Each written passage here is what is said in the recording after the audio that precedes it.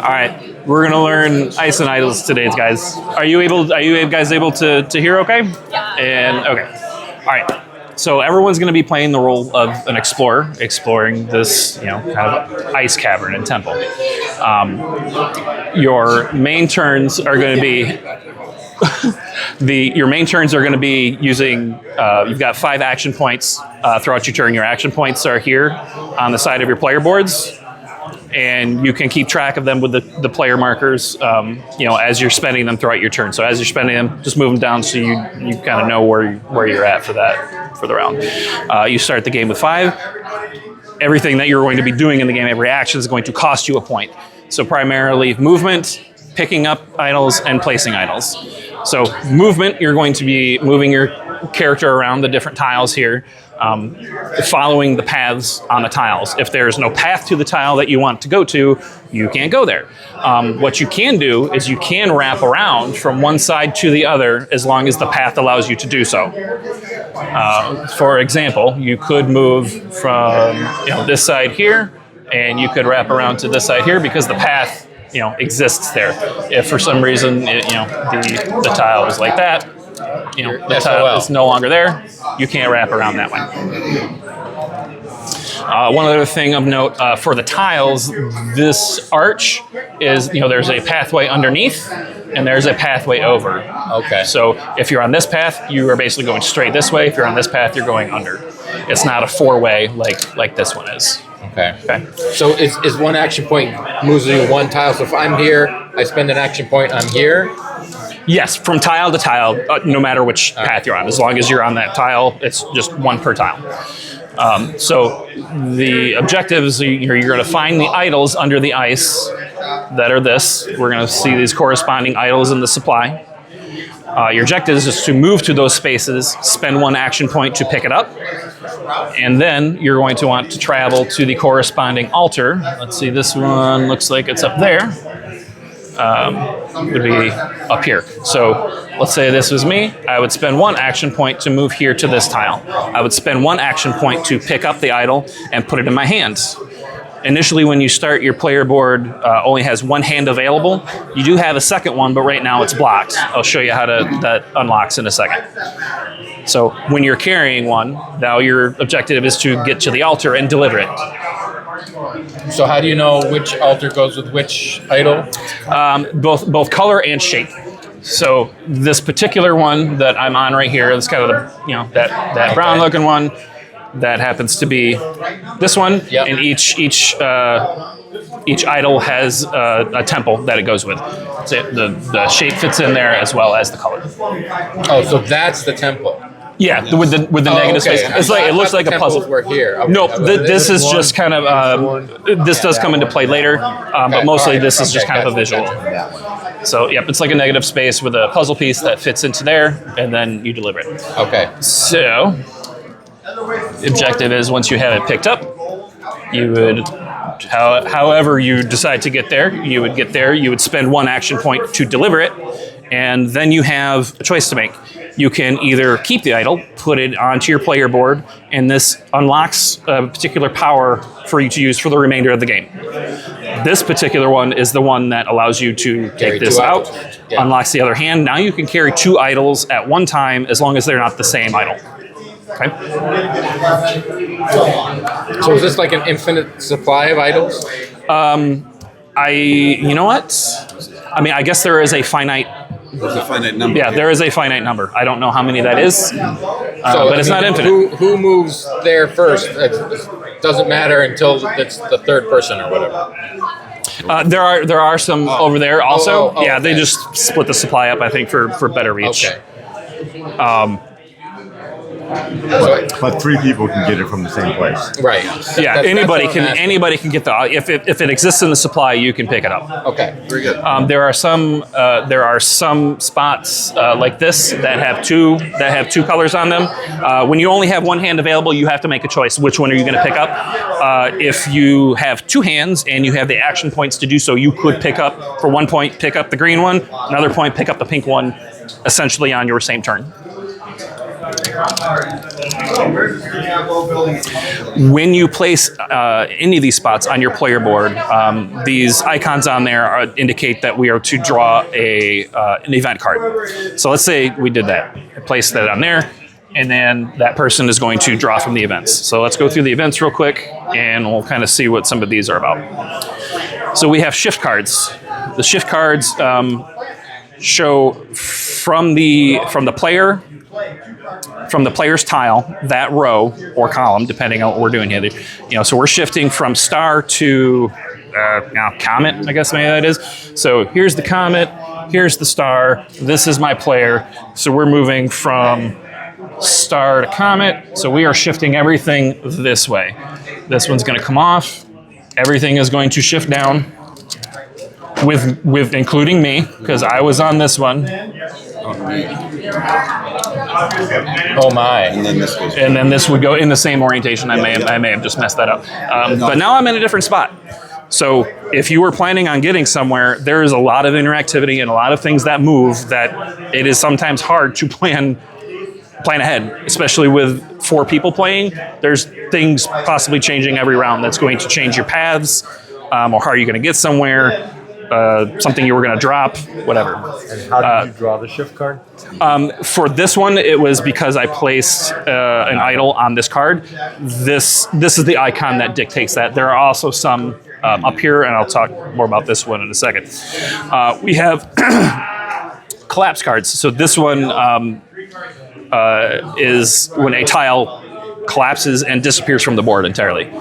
So this depends on the player that's playing it and the orientation to them. So if I was sitting here, so to my left, so if this is me, so to my left, this tile would go away. If this one was already gone, we would go clockwise around. So then this one would go if that one already happened to be gone. Whoa, that's bad. Potentially, once they start going away, it does make movement more challenging. Yeah. I need to It's not double. like an idol, a temple, and it's just out of the game. Well, not necessarily, because things can shift and stuff, and there are ways to deliberately do things in a certain way that'll make sense in it. So we've got collapse, we've got rotating. Whole board can go clockwise, counterclockwise, and whatnot. And there's also chill cards, which is nothing. So nothing happens when you draw chill. It's just take a rest. I believe that is essentially all of the different types of items or event cards. So let's say you didn't want to unlock it, or you already had a particular idol in your board that you unlocked. You can opt to, you basically return it to the supply, and you're going to take a research cube, and you're going to research that particular idol on the research track. So that was this brown idol. I'm going to take my research cube and put it in the first available spot in the column for that idol. So that's by just picking it up and dropping it? Yeah, it's essentially getting back to the supply. So when you're delivering it to the spot, you're delivering it to the altar, you can either put it here and get or put it there and get it. Okay. Yes, and then essentially there are things here that will happen, but these are the points currently that this column is going to score for each of your cubes that are in that column. Okay. You can see that these are not set in stone. This particular icon here, for any time a cube is placed on that one, that player gets to decide what way do they want to shift these points. Now I just made this a 6, or really I would probably shift it the other way, and maybe make it an 8, or whatever you want to do. So that's a multiplier. Yes, for however many cubes you have in that column. But that's what so you're every time you place a cube, you shift those, or just it depends. It depends on the icon that's with it. So okay. these arrows are for the shifting. These other ones are event cards, and then there are others that are just bonus points. So in addition to whatever you're scoring down here, if you have a cube here, plus 2 points, plus 3 points. Okay. Do you then score the points right now, or at the end of the game? End of game. End of game. So okay. this is all end of game. So where you move it that early is not necessarily. Yeah, probably. People are going to be fighting depending on where they have. So one other thing that is kind of important, depending on how you want to put your cubes here are these key cards. So these key cards are your hidden objective cards. You get 2 to start with. You're going to pick one before we even start and decide this is the orientation of my cubes out here that I want to have to score these available points. So if I have cubes in this little L shape on this board, I will get 8 points at the end of the game. You can rotate it. This is the same as this, is the same as this. You cannot mirror it. I can rotate it. I can rotate it as many times as I want at the end of the game, or I have to pick one. No, just however it happens to end up for you. So whatever, you don't have to decide.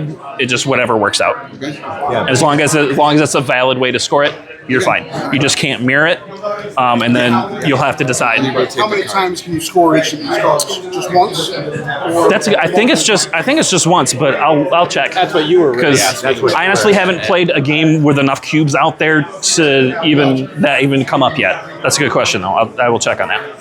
So everybody will have 2 of those to pick from. And so you pick one and push one aside? Yes. So end game happens when either 4 of these columns are completely full, any single player has all 10 of their research cubes placed, and scoring will comprise of your cubes in these columns. If you get all 5 of these idols are worth 8 points, and then plus your key card. So you total all that up at the end of the game, and that is your score. So the end was all your cubes were out, or what was the other? Or 4 of these columns are full. Let me talk about some of these other powers that you can unlock. This blue idol will kick this blocker out and give you 1 extra permanent action point to use for the remainder of the game. And you do get to use that immediately. So as soon as you unlock it, you can use it however you want, like if you want. This is to unlock your second hand. This one will let you to, now these other 3 require you to spend action points. So this, as you can see it from underneath here, you got 2 action points to rotate it once either clockwise or counterclockwise. If you have the points, you could do it twice. So if you want to do a 180 and spend 4 points doing so, you could. That could be a way for Yeah, you you to can. transport yourself really easily to the other Yeah. side. Yep. You can spend 1 point to rotate a single tile. It cannot have any other player on that. It can have your player on it. So the only way you can't do it is if it has another player on there.